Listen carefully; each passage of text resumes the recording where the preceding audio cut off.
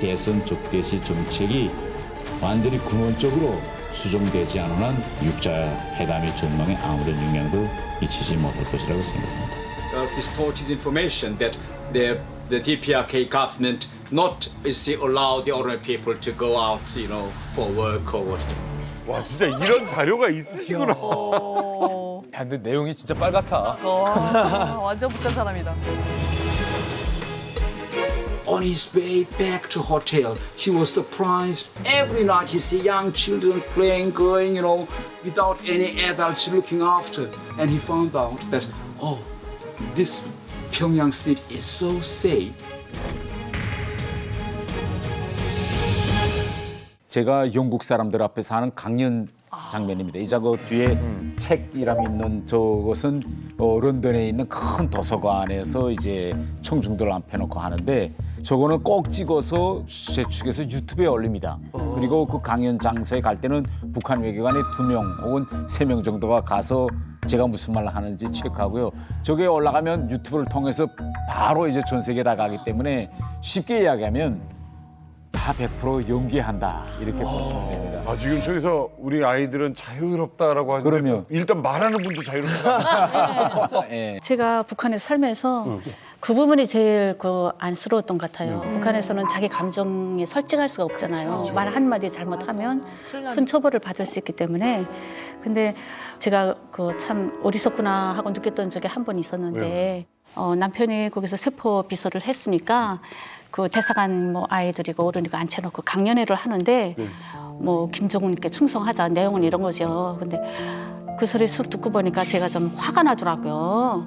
집에서는 저런 말 안 하는데 나와서 막 열심히 일해서 그래서 제가 집에 들어왔을 때 그랬어요. 아니 당신 어떻게 그렇게 연극을 잘해? 그렇지. 네, 난 그렇게 이성적인 행동 못 하겠다 그랬거든요. 그리고 늘 제가 하는 말이 난 차라리 거짓말 할 바에는 입을 꼭 닫겠다고. 말 안 하고 말지. 네, 말 안 하면 안 했지. 근데 우리 남편이 그때 화를 내더라고요. 자기들 오죽 하겠냐. 내가 이런 말 하고 싶어서 하겠냐고. 네, 그러더라고요. 제가 여 대목에서 이런 이야기를 들으면 한국 사람들 잘 이해를 못해요. 아니 어떻게 그렇게 연기한다고 이게 이해 못하는데 북한에 해외 나와 있는 북한 대사관은 어떤 구조인가하면 대사관 안에서 서열 1위가 대사입니다. 그리고 서열 2위가 당비서예요. 그러니까 제가 이 2인자 두 번째 서열 2위이기 때문에 제가 당비서인데 매주 토요일만은 온 대사관의 직원들 애들 다 강당 홀에 모여놓고 당비서가 나가서 강연을 해야 돼요. 어떤 강연? 매주 토요일 날 맞아요. 아침부터 와. 9시부터 12시까지 하고 점심 식사 시간 2시간 지나고 2시간부터 또 토요 학습이라는 거 계속하고 하루 종일이요? 하루 종일 5시까지 하는데 이 집행을 누가 해야 되냐? 내가 합니다. 그리고 이번 토요일 날은 뭘 해라고 평양에서 번외합니다. 그러면 나는 우리는 모두 다 장군님의 청폭단 이런 제목으로 나오거든요. 그러니까 다 청폭단 정신으로 강연해라. 그러면 내가 나가서 강연 안 할 수가 없잖아요. 그런데 이 강연 장소가 평양이면 듣는 사람도 다 받아들여요. 근데 런던 한복판에서 내가 앉혀놓고 이야기를 하는 거예요. 우리는 장군님의 청폭탄. 장군님은 명사수고, 명사청소년 명사수고 우리는 총을 당겼을 때 안에 들어간 탄알이다. 이런 이야기를 모아놓고 하니까 월화수목 금까지 영국 학교와 대학에 다니던 애들을 모아놓고 내가 이야기하면 애들이 받아들일까요? 다 이상하게 생각하는 거지. 그렇지만 난 해야 되니까 하는 겁니다. 그리고 집에 오면 우리 집 사람이 이제 이런 이야기. 야, 여보 제발 좀 그런 이야기는 안 할 수 없을까? 이해가 된다. 아니 이거 사람들이 당신을 어떻게 볼까? 그런데 나는 그것도 런던 한복판에서 아니 이거 안 하면 어떻게 해 이거? 그럼 당신 내 심정을 한번 이해해봐라. 그러면 우리 뭐 어떻게 하자는 거냐? 끌려가는데. 이런 이야기를 하는 거죠. 저는 요 대목에서 두 가지 사실에 깜짝 놀랐어요. 예. 첫 번째는 사실은 태용호 의원님은 의원 되기 전에 북한 외교관일 때 굉장히 새빨갛잖아요. 시뻘겋잖아요. 그래서 막 싸워요. 외교 무대에서 촌스럽고 말도 안 해 억지 주장하는데 그게 DNA인 줄 알았는데 그게 다 연기였다. 라는 사실. 그러니까 똑똑한 외교관들이 왜 국제 무대에서 북한 사람들은 왜 이렇게 싸우고 억지 부리나 했는데 그분들이 다 속으로는 알고도 연기하고 있었다는 얘기하자면 사실. 보통 가문은 아닌 겁니다. 그러니까 네, 네. 왜냐면 맞아. 할아버지 때에서 이미 네, 네, 이름을 다 아는 이런 분이 네. 태용호 의원과 만났어요. 근데 태용호 공사도 당시에 뭐 보통 학생은 아니었을 것 같고 수재인데 정략 결혼하신 겁니까? 우리 그 나하고 그 학원 때부터 같이 딱 친구가 한 명 있었어요. 근데 그 친구가 자기 멋진 그 남자 소개해준다는 거예요. 소개팅. 네네. 멋진 남자 소개해서 그리고 막 이렇게 부풀려서 막 말했는데 부풀렸어. 그다음에 딱 만나고 보니까 자기 남자친구의 친구예요. 그거예요, 그게? 동호. 네. 친구의 친구. 네. 근데 잘생겼어. 키도 크고. 우리 남편이요? 예. 아주 잘생겼어요. 동호 얘기하잖아요. 지금 동호 얘기. 동호. 동호 얘기하잖아요. 지금 동호 얘기. 아직까지는 동호가. 네. 동호가. 네. 근데 그래서 약속하고 나갔어요. 나갔어요. 네. 그래서 근데 막 그 친구가 그러더라고요. 뭐 우리나라에 딱 한 번밖에 없었던 선행유학 출신이고 그리고 영어도 잘하고 중어도 잘하고 지금 외교부에서 지도원으로 일하고 있다. 그러니까 나는 아직 학생이니까 그거 엄청 귀가 막 이렇게 갔잖아요. 스펙이 좋아요. 네. 근데 거기다가 내가 돈 달란 건 일반 집이래요. 간부집 자녀도 아니고. 얼마나 똑똑하면. 네. 저는 그래서 오히려 더. 네, 그래서 보자 하고 갔는데 먹여 살리는 건 내가 먹여 살리면 되니까. 그때는 그랬죠. 그치? 네, 그때는 그랬죠. 그래서 딱 나갔는데 바람 맞고 들어왔어요. 왜요? 왜? 바람 맞고 들어왔어요. 왜요?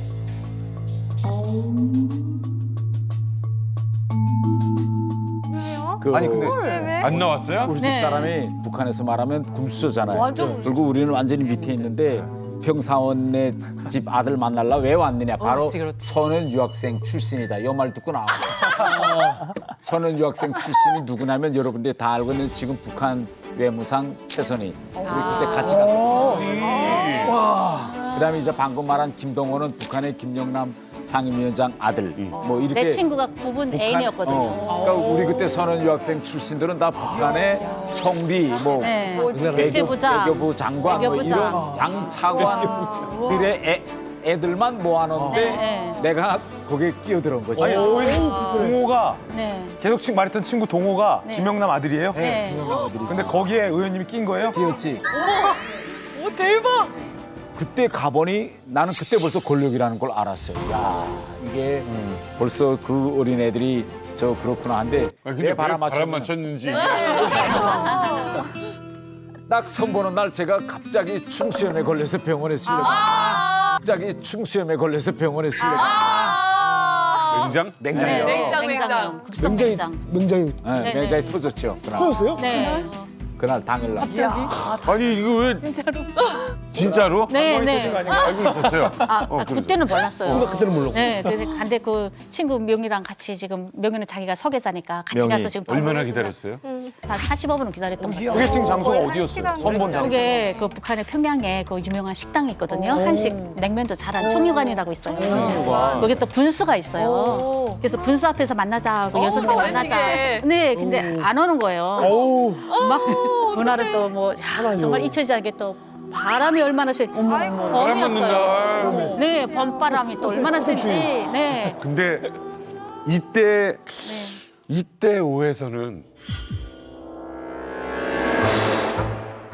평민이 날바람 맞지. 평민이 날바람 맞지. 이것 봐라. 막 화가 나더라고요. 네, 아니 평민이 이런 그건 조금 비약이고요. 네. 저는 아니 보기 싫으면 말을 하지. 안 보겠다고 사전에 말을 할 것이지. 왜 이렇게 안 나와? 해가지고 화가 나가지고 사실은 갔어요. 근데 그날 밤에 전화가 온 거예요. 급성 충수염으로 지금 입원했다고. 타이밍. 네, 그래서 나중에 흉터를 확인하셨어요. 네네네. 그것 때문에 고생을 많이 했어요. 그것도 확인하셨고요. 근데 그다음에 생각을 했어요. 야, 나하고는 맞지 않는 사람이라구나. 굳이 그 충시험에 선보는 날을 연이 아니다 이거. 이건 연이 연이 아니야. 아니죠. 사실은 요런 때 같으면 에이씨 하고 돌아섰겠는데 계속 그 기다려지더라고요. 신경 쓰이고. 네네 기다려지더라고요. 신경 쓰이고. 네네. 궁금한 거야. 근데 나는 나하고 너무 달라서 그랬던 것 같아. 지금 생각해 보면. 네. 전 멋있어 보이더라고요.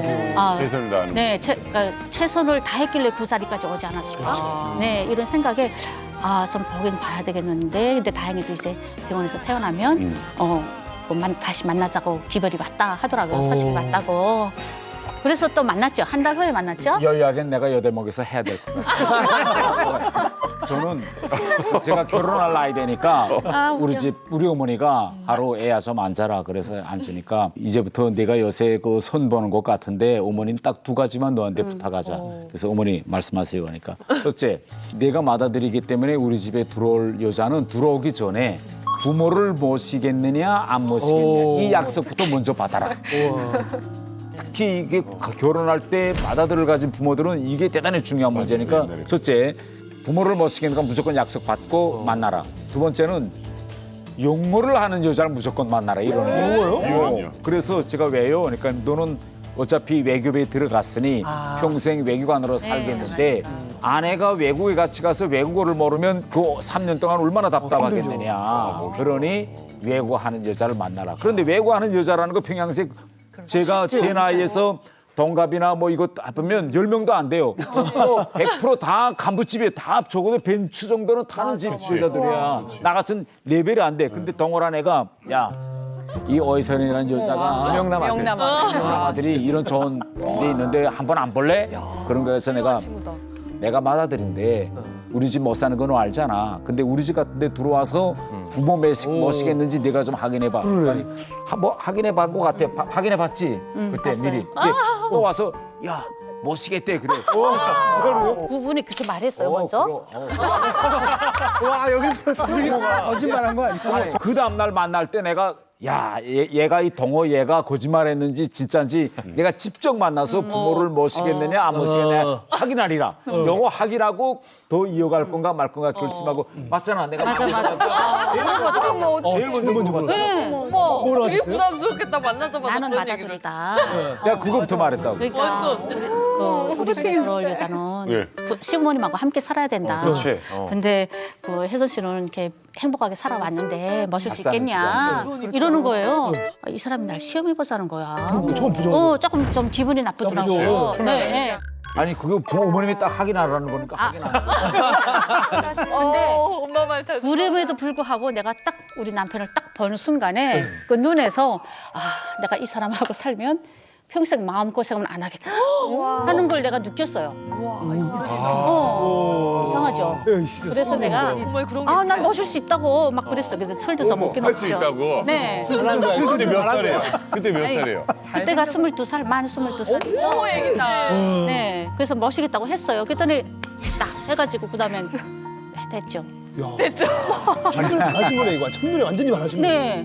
왜 그런지 참. 어디가 그렇게 어디가 멋있었어요? 그렇게. 외모상으로. 외모상으로는요. 그때는 머리숱도 많았어요. 그때는 머리숱도 많았어요. 그리고 하얗고 눈썹도 이렇게 진했고. 눈썹은 뭐 어마어마하죠. 근데 저는 남자의 그 외모 그런 거보다도 좀 성실함, 성실하지. 네, 정직함. 북한에서 나올 때마다 그래도 항상 그 자유에 대한 그 희망을 가졌어요, 꿈을. 그래도 우리 가족 넷이서 나가면 이제 혹시나 무슨 일이 생겨도 가족끼리는 뭐 빠져나갈 수 있겠구나. 이런 항상 그런 기대를 했는데 마지막에 영국으로 나올 때는 큰애는 도두구나. 걔는 대학생이니까 대학생 못 나가잖아요. 그래서 걔는 떨구게 됐어요. 그게 2013년이에요. 그래서 매번 애들하고 함께 다녔는데 이제는 더 없겠구나, 기회가 없겠구나 했는데 1년이 딱 지나가지고 2014년도에 같이 일하던 지인한테서 연락이 온 거예요. 지금 김정은이가 외국에 나가 있는 집 자녀들에 한해서는 대학생인 경우에는 부모의 부담으로 외국에 나가서 유학을 할 수 있게 했다. 근데 그게 사실은 북한 외교사에 없었던 일이거든요. 그래서 내가 막 그랬어, 우리 남편 보고. 여보, 이게 하늘이 준 기회라고. 내가 이제 이 기회를 놓치지 못하면 정말 평생 기회가 없다고. 난 안 들어간다고. 내가 막 그랬어요. 당신도 이번에 이제 우리 애만 나오기만 하면 우린 들어가지 말자 했거든요. 근데 우리 남편은 아무 말도 없더라고요. 반응이 없었어요.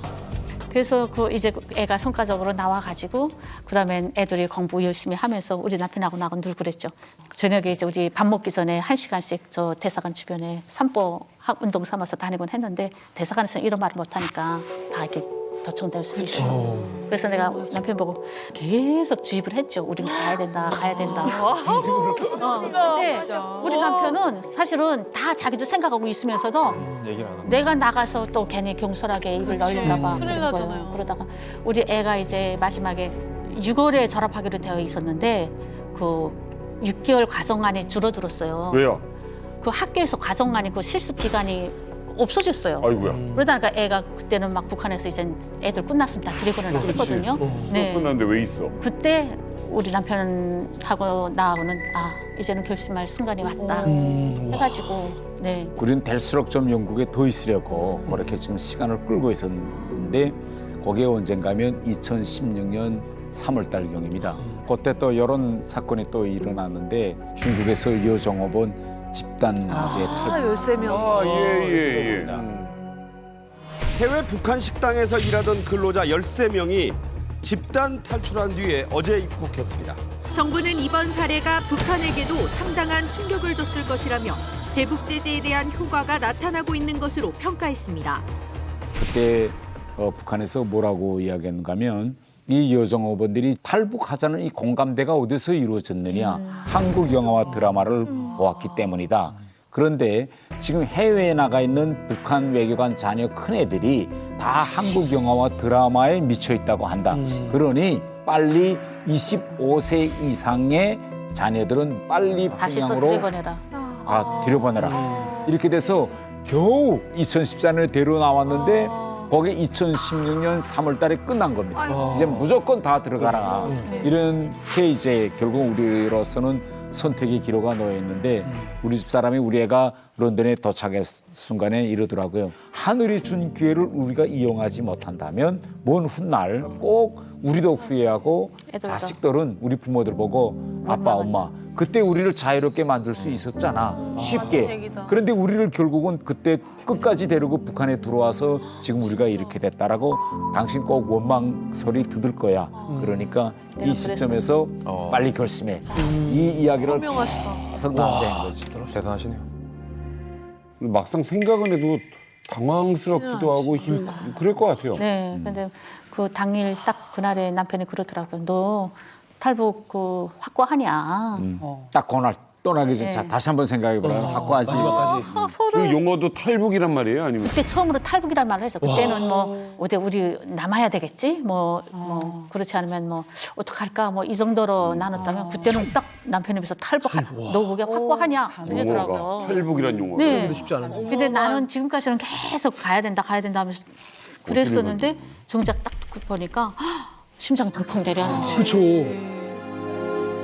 이제 북한에 남아있는 우리 어머니도 그렇고 형제들도 그렇고 내 이제 이 손을 하나 놓고 발이 어디에 가는 거에 따라서 이제 운명이 갈리겠는데 내가 이렇게 해야 될까? 아들만 생각하고 있었다가 네. 정말 이게 내가 옳은 길일까? 야, 내가 이렇게 자유를 얻은들 과연 행복할까? 이런 생각도 해보고 그런데 아무리 생각을 해도 이번에 내가 이 기회를 놓치면 평생 후회하지 않을까? 네. 우리 아들들은 다시 북으로 들어가서 네, 그러면 내가 그 모습을 보는 건 더 참을 수 없더라고요. 네, 그래서 탈북을 또 생각합니다. 야 이게 진짜 우리가 솔직히 북한에서나 영국에서 다 이런 이야기를 한 번도 애들하고 해본 적 없어요. 애들이 생각이 어떨지 모르니까. 네. 그래서 제가 먼저 이제 이전에 우리가 준비해야 되니 큰애한테 먼저 이야기하자. 그래서 큰애를 데리고 제가 공원을 척 돌다가 야 주혁아 우리 더는 북한가 갈 수 없다. 이제는 떠나자. 그러니까 애가 맨 처음에 내가 자기를 떠보는 줄 알고 어떡해. 아버지 절 떠보면 그러세요. 그래서 아니 진심이다. 그리고 이건 엄마하고 이미 다 토론했다. 엄마도 동의했어요. 그러니까 동의했어.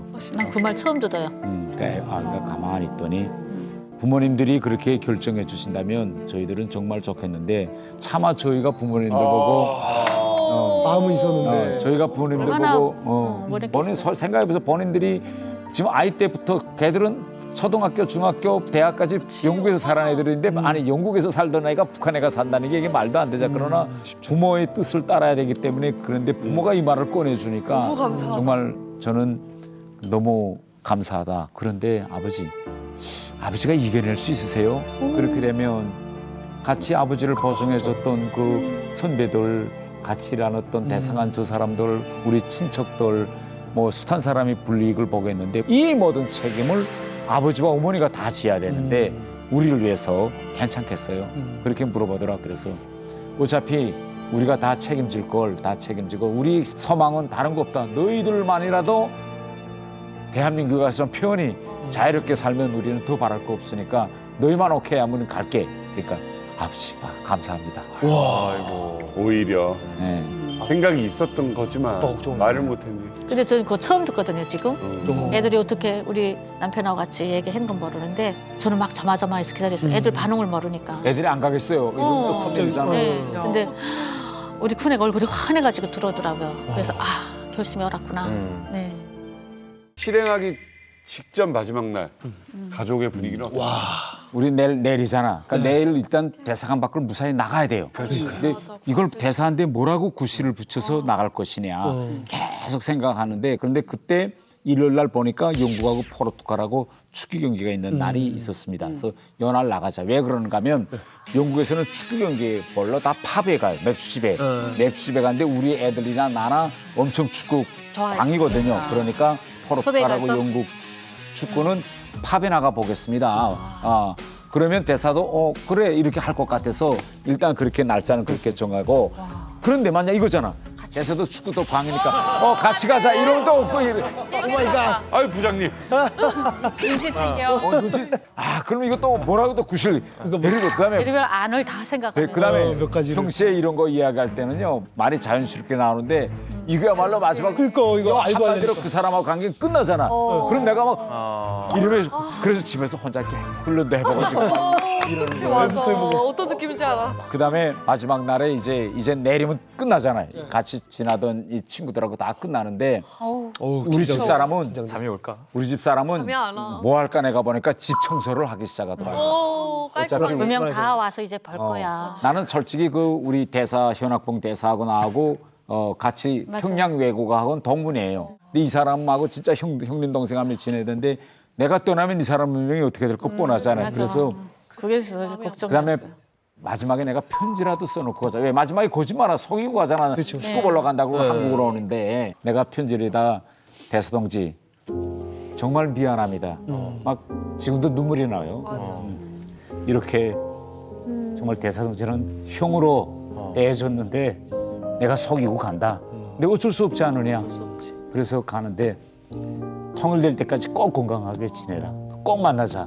정말 미안하다. 그리고 원망하라 하고 편지 쓰고 왜 우리가 북한을 떠나게 되느냐 그 심정을 대사한테 구구절절히 다 쓰고 통일이 되면 꼭 만난다. 그러나 대성자한테 이렇게 거짓말하고 내가 북한 대사관 밖으로 나가는 건 용서해달라. 아마 그 다음날 우리 간 다음에 아마 들어와서 다 받겠죠.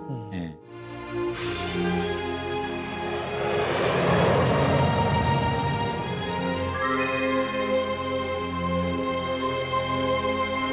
낮에는 김정은 만세를 외치고 저녁에는 집에서 남몰래 한국 영화를 보는 생활 풍조를 북한 땅에 퍼뜨려 놓았습니다. 대한민국에 이제 왔어요. 네네. 그때 기분이 어땠어요? 이렇게 대한민국당 문 열고 나오면서. 와 기분 진짜 이상했을 것 같아. 우선 일단 안도했죠. 떠날 준비를 하면서부터 정말 잠을 제대로 못 자고 그랬어요. 불안하게 했는데 애들도 어쨌든 자유로운 이제 앞으로는 어떻게 될지는 모르지만 네 자유로운 땅으로는 데려왔으니까 행복했어요. 태용호 당시 공사께서는 국정원에 있을 때 마음이 편하지만은 않았을 것 같아요. 저는 한국에 와서 안가에서 자잖아요. 자는데 이게 한국에 왔다는 감이 안 들어요. 그러니까 밤 자는데 계속 악몽을 꿉니다. 어떤 악몽을 꾸는가 하면 때로는 런던 거리에서 도망치고 북한의 수석자가 따라오고 또 때로는 평양인데 맞아요. 내 옆에 친구가 내가 탈북한다는 걸 제보한 거예요. 그래서 내가 지금 그다음에 보이부에 내가 끌려가서 이 막 아니라고 막 뻗치는 이런 꿈을 계속 안가에 근데 꿈 꾸고 나면 이 침대 이 밑에 땀이 진짜 경건하죠. 식은땀 땀이 쫙 식은땀이 나고 그러면서 이제 똑같아요. 그런데 내가 한국에 와서 계속 북한에 잡혀서 끌려가는 꿈이 한 4년 가더라고. 저도 같아요. 저도 최근에 내가 오래 가셨네요. 야 내가 지금 북한에 있는데 야 이제 내가 근데 그 말은 좋게 했으면 좋겠어. 그래? 나쁜 말은. 그래서 너무 귀여우셔. 그런데 고위직에 있는 분들이 대한민국에 오면 대부분이 조용히 살고 싶어하고 얼굴 안 알리고 싶어하거든요. 그게 안전하다라는 생각을 하시는 것 같아요. 네. 근데 막 활동하겠다고 그러고 지금 웬일이야 막 국회의원 되고 처음에 안 말리셨어요? 처음에 말렸어요.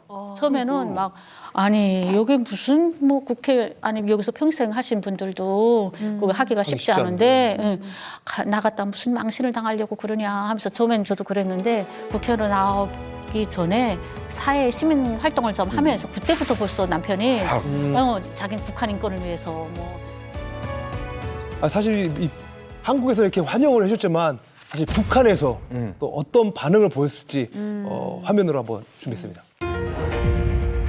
17년 5월 3일.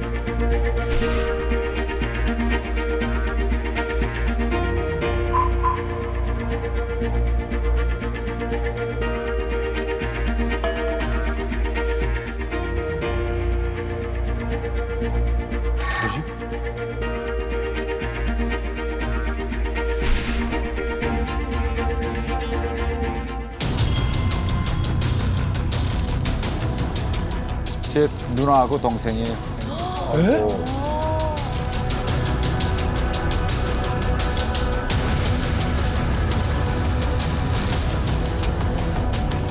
한 명도 없습니다. 우리 가문에 한 명도 다 자기 직책에서 프로 악선전입니다.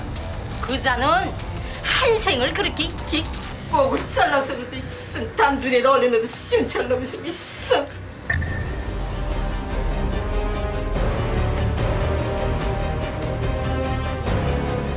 나는 창피하다고. 이 죄를 우리가 대대에 못했지만 이 내 아들 대대손손이라도 죄를 씻기 위해서 정말 더 많이 일을 해야 되는데.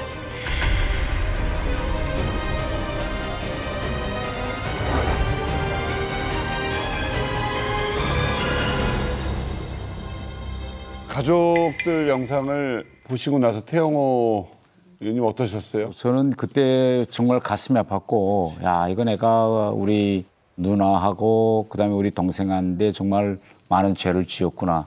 그러나 또 나는 여기서 그 죄를 내가 빨리 씻고 그들을 행복하게 만들려면 그들뿐만 아니라 북한에 있는 전체 북한 주민들을 빨리 더 자유롭게 만드는 것이 내 사명감이다. 네. 북한이 저걸 만드는 전 세계에 공개한 거는 결국은 나를 끌어안혀서 여기서 반복 인권활동을 하지 못하게 하자는 건데. 입 다물고 있으라는 거죠. 입 다물고 있으라는 거죠. 거기에 내가 무릎을 꿇는다면 그 다음 사람이 또 무릎을 꿇을 것이고 다 이렇게 될 겁니다. 그래서 나는 끝까지 싸울 것이다. 저는 이렇게 이제 그때 그걸 보면 그런 결심을 다졌죠. 오혜선 씨께서도 정말 마음이 불편하셨겠어요. 네, 불편. 나는 이거를 그때 처음에 한번 지금 내가 두 번째로 보는데 저는 유튜브에서도 이거는 항상 보지 않거든요. 네. 우리 집은 일부러 안 봐요. 네, 저는 못 보겠더라고요. 근데 지금 이렇게 쭉 보니까 정말 또 어떤 분들은 또 뭐 배신자다고 그러기도 하고 근데 많이 제가 배신에 대한 생각을 정말 한국에 와서 많이 했어요. 내가 정말 배신일까? 내가 이 자유를 찾아서 아이들을 위해서 이렇게 오고 또 지금도 아무리 뭐 좋은 거 먹고 뭐 아무리 행복하다 해도 느껴지지가 않아요. 내가 정말 행복하다. 그래서 저는 항상 그게 마음에 걸려서 항상 나는 남들보다 더 열심히 살아야 된다 하는 심정으로 살고 있죠. 이게 사실은 북한 매체에 나오셔서 굉장히 험한 말 하잖아요. 그렇게 해야 또 그 가족들은 북한에서 그나마 살아갈 수 있고 북한이 그만큼 또 태영호 의원님 가족들을 굉장히 신경 쓰고 있다는 반증이기도 하거든요. 아마 한국 땅에서 건강하게 그렇죠. 잘 살아서 언젠가 다시 한번 만나자 아마 이런 간절함만 있었을 겁니다. 예.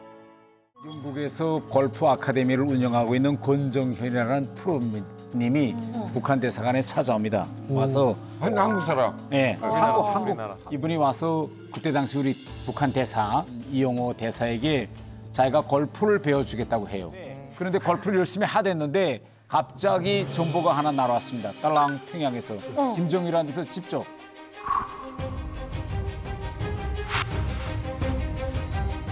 남조선 괴뢰한 데서 골프 배운다는 보도가 나왔습니다.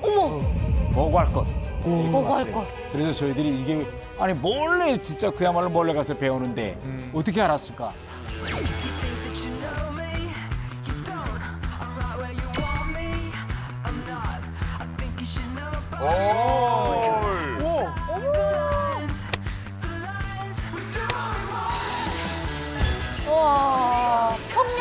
보자.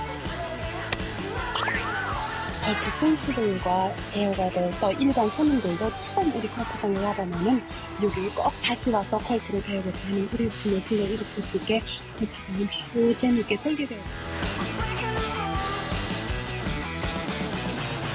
제가 살 때는 골프가 뭔지도 사실 몰랐었는데 요즘은 간간히 북한 주민들도 친다고 해요. 북에서 오신 분들 골프 잘 치는 분들 많아요. 맞아요. 근데 외교관들은 좀 치지 않나요? 그래도 영국인데 더군다나. 아니 골프 치다 탈북했잖아요. 아 진짜? 제가 2004년도에 영국에 파견돼 나갑니다. 그때까지만 해도 방금 이제 우리 고영한 선배님이 말씀하신 것처럼 우리 북한 대사관에 골프를 칠 줄 아는 사람은 한 명도 없었어요. 근데 외교관인데. 그때 2004년도에 바로 이분이 자료 사진. 영국에서 골프 아카데미를 운영하고 있는 권정현이라는 프로님이 북한 대사관에 찾아옵니다. 와서 한국 사람. 네, 우리나라. 한국 골프 아카데미를 운영하시는 네. 이분이 와서 그때 당시 우리 북한 대사 후에 위엠상했던 이용호 대사에게 자기가 골프를 배워주겠다고 해요. 그러면서 본인은 골프로서 통일을 하고 싶은 사람입니다. 이렇게 이야기합니다. 그래서 이분이 북한 대사관에 와서 배워주겠다고 해서 그때부터 우리가 처음으로 이분한테 골프를 배웠습니다. 몰래 이분이 아카데미에 몰래 찾아가서 이분이 몇 달 따라다니면서 골프 했는데 그런데 골프를 열심히 하댔는데 갑자기 정보가 하나 날아왔습니다. 딸랑 평양에서 김정일이라는 데서 직접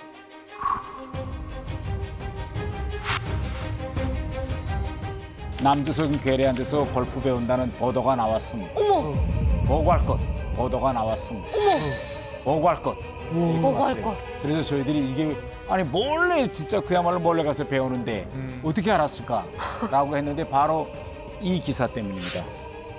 뭐야? 한국인의 골프 배우는 주영 북한 대사. 아 이거 위험하다. 제보를 했나 보다. 밝혔네. 위험하다. 이 프로님이 우리 골프를 배워주고 저녁에 이제 그 자랑했구나. 영국에 있는 뉴멀든 한국인들 다니는 그런 한인 식당에서 이거 마시면서 야 요새 북한 애들한테 이거 좀 배워준다 이렇게 지인분들한테 이야기하는데 그 옆하게 바로 연합뉴스랑 기자들이 식사다가 그렇습니다. 뭐라고 하고 보니까 그 이분은 뉴멀든에서 알려진 분이에요.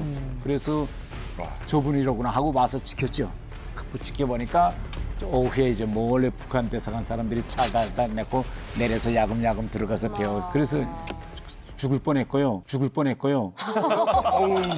제가 골프 때문에 제가 인생에 골프 때문에 2번 죽을 뻔했어요. 그래서 이슬 짓고 했습니다.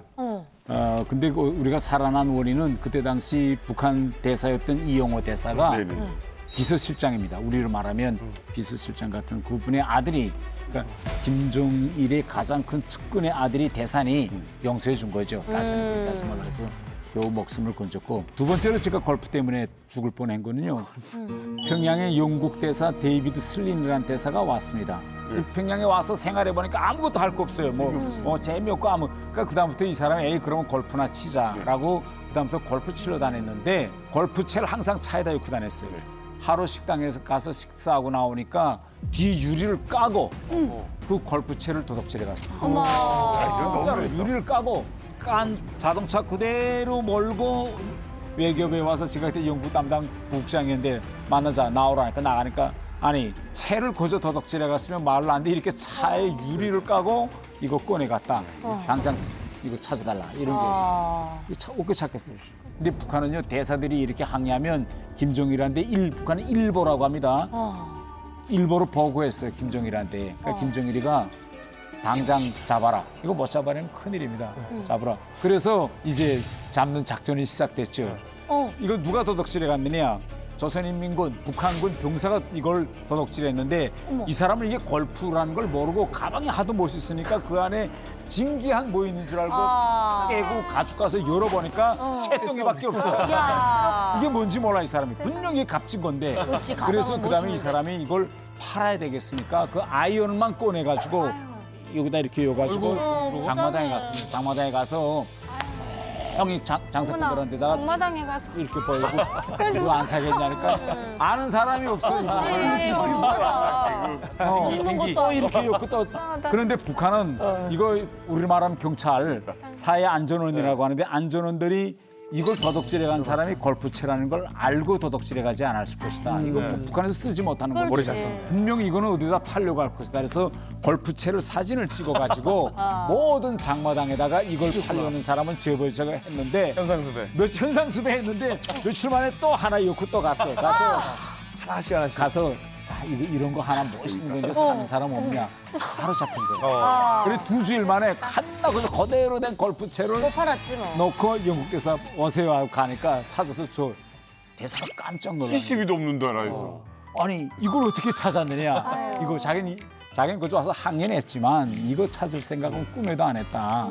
그런데 이걸 딱 찾아오니까 그래서 제가 뭐 아니 우리나라에서는 이거 골프채 아는 사람도 없기 때문에 이거 팔려 뭐 이 말을 할 수 없고 그 정도로 우리 안전원들의 수준이 높다. 안전원들의 수준이 높다. 야, 이거 진짜 어디에 쓰는 물건인 거잖아. 그 정도로 골프에 대해서는 모르고 북한이 굉장히 큰 식량난에 허덕이고 있다는 걸 보여주는 사진이 있죠? 터보를 쓰고. 예, 이 북한 간부들과 터번을 쓴 외국인들이 함께 있는 사진인데 조합이 너무 이상하죠. 뭐예요? 너무 이상하죠. 이게 무슨 사진이냐면 카레 먹으라고 그랬나? 카레는 아니고 작년에 찍은 사진입니다. 따끈따끈한 사진인데 이 사진이 어떻게 찍혔냐면 북한 대사관에서 인도에 요청을 한 거예요. 쌀 좀 지원해 줄 수 있겠냐. 그때 찍은 사진입니다. 쌀 지원 요청을 하면서. 그런데 북한이 인도뿐만 아니라 캐나다에도 밀과 콩을 좀 줄 수 없는지 문의를 했다고요. 북한 외교관들이 이 쌀을 받으려고 다른 나라에 가서 얼마나 수모와 치욕을 당하는지 일반 주민들은 모릅니다. 그러니까. 네. 이게 막 얼굴이 뜨거운데 모든 대사관들이 사람별로 과제를 줍니다. 그리고 월 되면 식량을 얼마나 들어왔느냐. 그래서 식량 공작이라고 하는데 저는 그래도 외교관 생활을 유럽에서 했기 때문에 다 이거 저 쌀을 받아내요. 가서 영국이나 또 제가 덴마크하고 스웨덴에 있을 때 외교부에 찾아가서 식량 좀 주세요 하면 그분들이 처음엔 욕을 합니다. 당신네가 지금 식량 사정이 어려운 것은 돈이 없어서가 아니고 미사일 만들고 핵실험하고 하면서 돈을 쓸데없는 데 쓰고 우리한테 와서 쌀 달라는 게 이게 말이 되느냐. 아유, 엄청 들이 욕합니다. 그러면 욕을 하다가도 마지막엔 줍니다. 아이고 사람들이 굶어 죽으니까 어떡하겠어 줘야지라고 해서 세계 식량 계획을 해서 주는데 못 사는 나라도 가서 쌀을 달라고 해요. 제 친구가 방글라데시 대사였는데 방글라데시 대사인데도 북한에서 쌀 지원 계획이 내려오니 외무성에 찾아갔습니다. 외교부에. 그래서 국장한테 찾아가서 쌀을 좀 주세요라고 이야기하니까 제일 처음에 국장이 잘 알아듣지를 못했습니다. 그러니까 국장은 이거 북한 대사가 와서 방글라데시에 주겠다는 건 줄 주겠다는 걸 알았습니다. 왜? 다 방글라데시는 받는 나라니까. 그러니까 북한 대사 보고 뭐라고 이야기했는가 하면 다른 거는 좀 철이라든가 뭐 이런 소비재 이런 거는 받겠는데 쌀만은 우리도 좀 남아서 쌀은 필요 없습니다. 이렇게 이야기한 거예요. 그러니까 북한 대사가 가만히 있다가 아니요, 우리가 주겠다는 거야. 그래서 좀 달라는 겁니다. 그러니까 방글라데시 대사가 국장이 얘기를 안 하고 한참 쳐다보다가 책상을 탁 치면서 야, 세상에 방글라데시 보고 와서 뭘 달라는 나라도 있네. 이렇게 된 거예요. 잠깐 내가 이거 당장 총리한테 보고하겠다. 이게 우리한테 경사다 우리나라에는. 이거 우리한테 와서 뭘 달라는 게. 내가 총리한테 보고해서 내가 이거 꼭 주겠으니까 걱정하고 가 계시라고. 한 달 만에 방글라데시에서 총리가 결정해서 식량을 줬습니다. 줘서 이제 북한에 실어 보냈는데 그때 주면서 하는 말이 정말 영광이라는 거. 자기네 나라가 생겨서 방글라데시에 와서 쌀을 달라고 요구했는 북한의 처음이라는 거. 다른 나라에 원조한다. 외교관 분들이 이제 뭐 식량 드려오고 하는 거 수치스럽다고 했는데 그 수치스러운 드려온 쌀은 다 어디 간 거예요? 네. 중요한 거는 이 주민들은 배급받은 사람이 단 한 명도 없잖아요. 이런 식으로 돌아갑니다. 북한 시스템은. 전쟁 접근 전략미라고 하거든요. 전략미 쌀을 꺼내고 외국에서 들어온 쌀은 거기다 였는데 북한은 이 쌀을 보관하는 그 쌀 창고 갱도인데 거기에 전기가 없어요. 그러니까 이 배풍 시설이 안 돼 있기 때문에 그 안에서 쌀이 그 안에서 똑진다고 합니다. 그 곰팡이가 쓰면서 냉동을 안 하고 쌀이 이렇게 똑똑똑똑해서 완전 덜처럼 시퍼렇게 돼서 떡을 진 쌀을 주는데 그 쌀을 꺼내고 방금 도착한 쌀은 새로운 넣고 거를. 그래서 그 곰팡이 쓸고 북한 똑진 쌀을 넣어놔주고 군인들한테 아니, 하고. 그렇게 멍청한 짓을 해. 아우 미안해. 햇살이 맛있는데.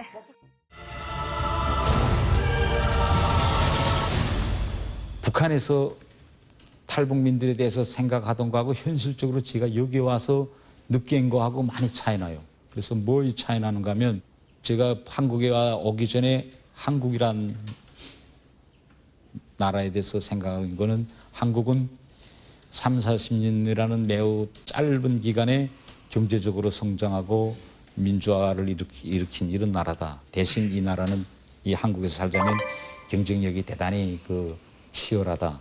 그리고 한국이라는 건 이거 학벌을 따지고 이렇게 되기 때문에 탈북민들이 와서 정착하기 힘들고 여기 오면 뭐 2등 국민이 될 이런 부정적 글을 많이 봤거든요. 물론 뭐 아무 사회나 다 그렇지 않겠어요. 뭐 사회라는 건 그 잘 사는 사람과 못 사는 사람 또 취약층도 있는가 하면 부자들도 있고 이런 건데 제가 와서 많이 보고 충격받은 거는 이 한국 정부의 탈북민 이 정착 정책 같은 것 특히 애들 같은 경우에는 한국 애들 같은 경우는 대학 가려고 아이 때부터 뭐 어릴 때부터 배낭 메고 다니면 그렇게 엄청 공부하는데 탈북민 청소년들은 특혜로 진짜 한국 애들 같은 건 생각도 못하는 그런 특혜를 이거 지어주고 또 최근에는 또 제가 뭐 구체적으로 이거 못 봤지만 그 국가 공무원인데도 뭐 이제 취직할 수 있게 이렇게 그 탈북민을 도와주기 위해서 이런 여러 가지 뭐 정착 이런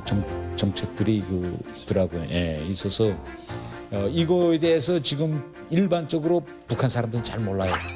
모르기 때문에 이 한국 국민들이 탈북민들을 이렇게 품어주고 이렇게 해주는 거를 좀 북한 사람들이 뭐 USB나 이런 걸 딱 봤을 때 아 한국에 가면 이렇게 사노나 이렇게 살 수 있도록 정부가 그래서 도와주나 이런 걸 좀 알기 쉽게 좀 콘텐츠를 만들어서 이렇게 좀 하면 제 생각에는 더 많은 그 사람들이 올 수 있고 그다음에 이거 많은 분들이 이 탈북민들이 이제 오면 이거 부담스럽지 않느냐 이렇게 이제 많은 생각하신 분들도 있거든요. 그런데 저는 이 탈북민들이 많이 오면 올수록 또 여기 온 탈북민들이 이렇게 신인아스처럼 이제 공개적으로 활동하고 이렇게 돼서 이제 이 탈북민 대열이 3만 명, 30만 명, 300만 명 이렇게 늘어나면 그 순간 김정은 정권의 연좌제는 허물어지고 우리 나라의 통일이 평화적으로 될 수 있어요. 싸우지 않고.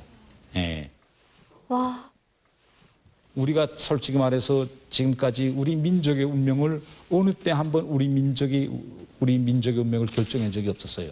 6.25 동란 때도 그렇고 임진 외란 때도 그렇고 그때는 뭐 우리 한국이 자기 민족 운명을 결정하려고 해도 힘이 없었어요. 힘이 있었어요. 돈이 없었어요. 꿈뿐이지. 그러나 지금 한국은 세계적으로 경제 대국이고 지금 한국의 상품은 지금 전 세계를 휩쓸고 있는 이런 지위에 올라서서도 우리가 나라의 통일을 평화적으로 이루지 못하고 또 전쟁이 일어나거나 이런 민족 상잔이 비극을 겪는다면 정말 우리 민족은 똑똑한 민족이 아니라 정말 이건 우리 모조리 민족이에요. 그렇기 때문에 저는 이 탈북민들을 많이 오게 하고 탈북민들을 정착시키고 그들을 통일 성업에 내세워서 이거의 우리가 말하자면 21세기에 우리 민족의 운명을 장래를 우리 힘으로 결정할 수 있는 그런 중요한 방도의 하나라고 저는 생각합니다.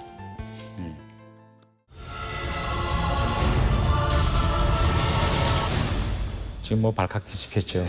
야 이거 지금 북한도 나의 탈북과 관련해서 지금 상당히 길을 간 거고 지금 민감하게 꼼꼼히 반응하니까 제가 이제 기자간담회 하고 뭐 이렇게 언론을 통해서 이제 나가면 아마 또 뭐 무슨 일이 있겠니까 제가 한국에 와서 제일 가슴이 아프고 죄송스러운 거예요. 제 일가 친척이나 뭐 이런 분들이 피해를 받고 하는 건 뭐 혈연적으로 연결되고 그러니까 그렇다 치고 제 동료들과 저를 봐주시던 이런 분들이 이렇게 피해를 보고 이게 제일 가슴이 아프고 또 김정은은 그걸 노리죠. 그렇게 해서 그런 동료들과 이런 그 사람들을 그렇게 처벌 가함으로써 다른 사람들이 탈북하려고 하더라도 사람이 인간에서 이제 오랫동안 이런 일정한 조직에 몸을 담그고 살면 친구도 생기고 존경하는 분도 생기고 이런 인간관계를 형성하고 살잖아요.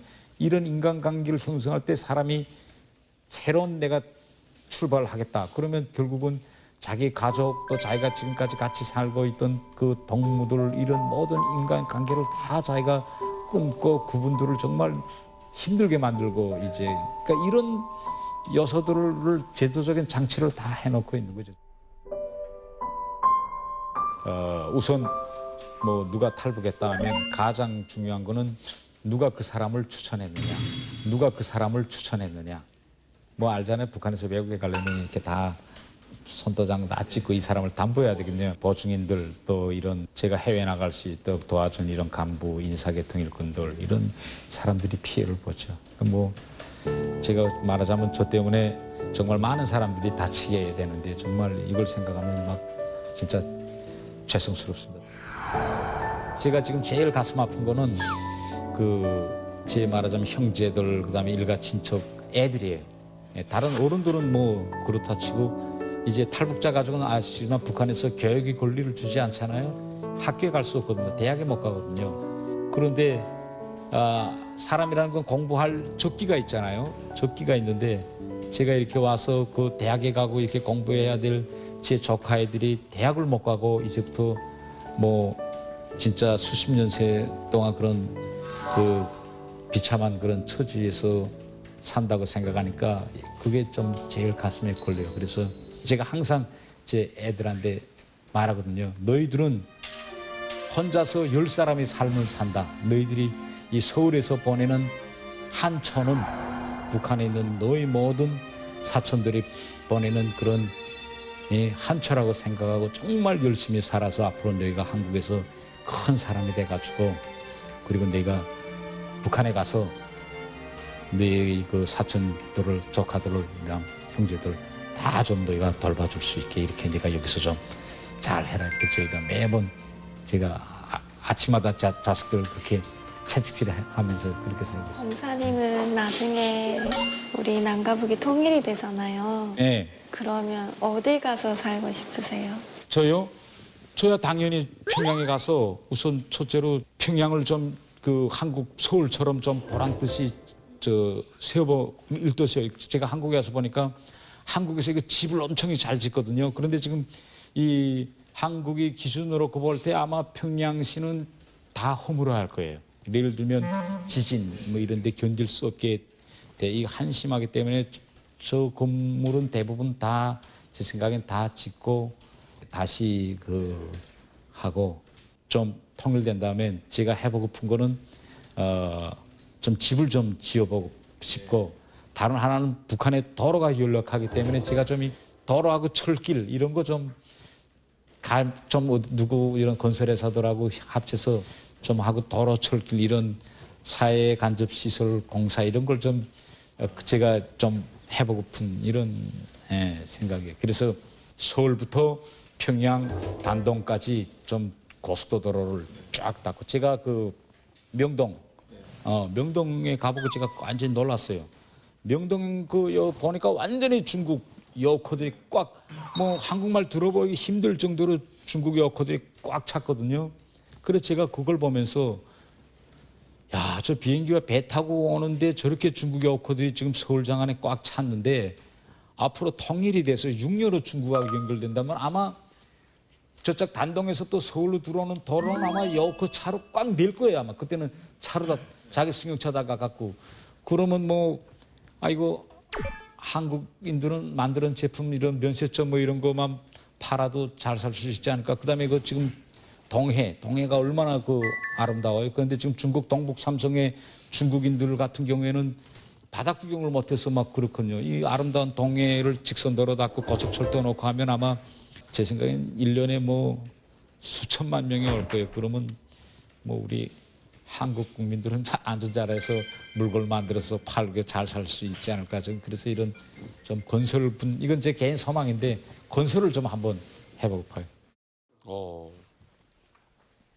저는 되게 공사님이시라고 하셨기 때문에 정말 되게 딱딱하고 네. 뭔가 절도했을 거라고 생각했는데 네. 말씀도 정말 너무 재밌게 하시고 방금 말씀하신 것처럼 한국이랑 체질이 너무 딱 맞으시는 것 같아요. 아, 그래요? 네, 근데 좀 좀 인기 있을 것 같아요, 여성분들한테. 지금까지 보일 수 있으면. 중에 네. 얼굴은 정말 최고신 것 같아요. 야, 제가 교람이고 머리가 좀 빠져서 머리만 좀 있으면 좀 인기 있을 것 심으면 같은데. 돼요. 예? 머리만 좀 있으면 좀 인기 있을 것 심으면 같은데. 돼요. 예? 심어도 되고 가발 쓰셔도 돼요. 아, 그래요?